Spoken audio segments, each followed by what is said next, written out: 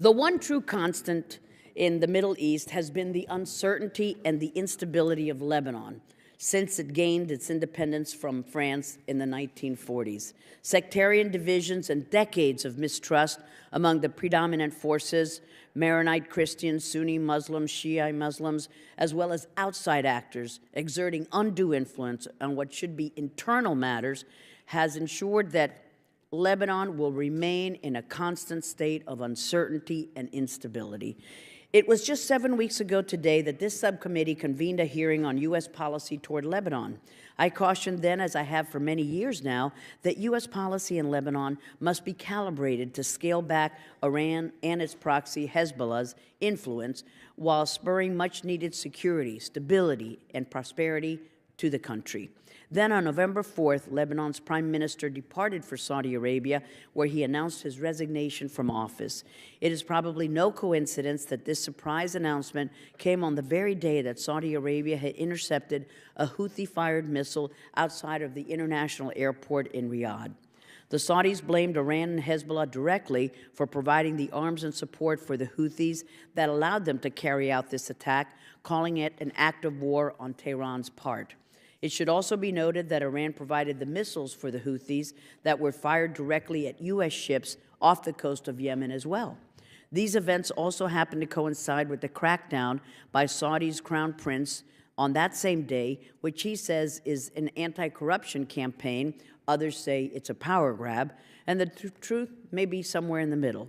Hariri, a Saudi citizen himself, stated in his resignation speech that Iran and Hezbollah had undermined Lebanon's sovereignty, and he said that his life was in danger. And if anyone would know what Iran, Hezbollah, and other outside actors are capable of in Lebanon, it is Hariri. As we know, it was his father who was assassinated in 2005 in Beirut, with both Hezbollah and Syria's Assad linked to that act of terror. And it is no secret that Iran and Hezbollah's influence undermined the sovereignty of Lebanon. And unfortunately, we are seeing an effort by Iran to expand this influence and its presence across the region, which has given its main rival, Saudi Arabia, justifiable reason for concern. Hariri has since returned to Lebanon this week, where he has put his plans to resign on hold, but has demanded that Hezbollah cease its interference in regional conflicts. I would take that a step further and say that Hezbollah and Iran must not be legitimized nor allowed to interfere in domestic issues as well. I still believe the U.S. must remain cautious over ties between the terror group and the Lebanese Armed Forces, the LAF, and we should not put all of our support behind the LAF until those ties are severed completely. And while this committee has focused on Hezbollah and Iran's role in Lebanon, Syria, and Iraq, we haven't spent as much time focusing on Iran's latest strategic position in Yemen. The new Saudi crown prince has taken a series of drastic steps in recent weeks and has shown that he is perhaps more willing to engage Iran directly. And he is seeing what would be a great cause for alarm in Saudi Arabia, for the Gulf, and for the United States. Aside from Iran's continued support for the Houthis, there is increasing concern of a Hezbollah presence in Yemen.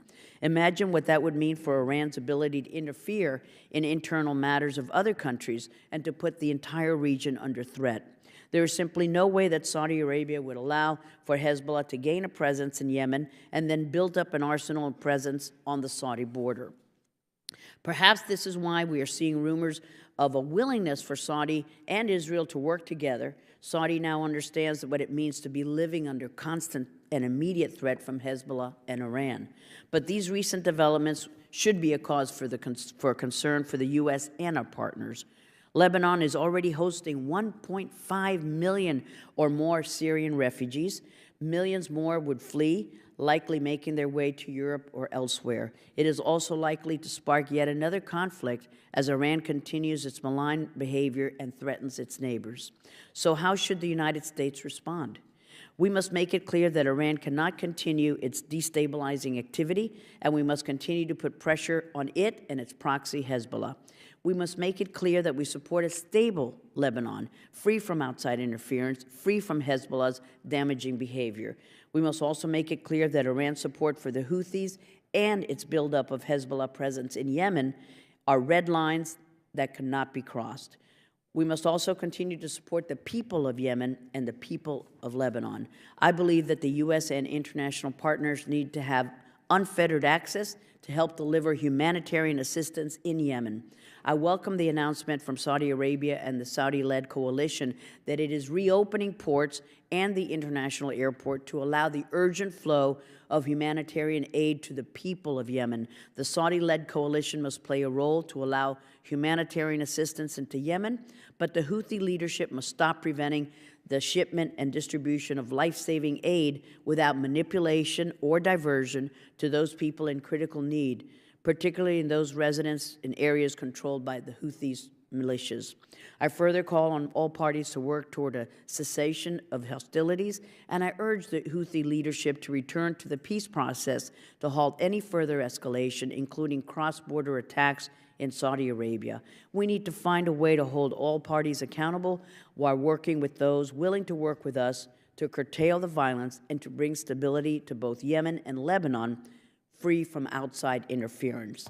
I'm now pleased to yield to my friend, the ranking member of our subcommittee, Mr. Deutsche, Florida.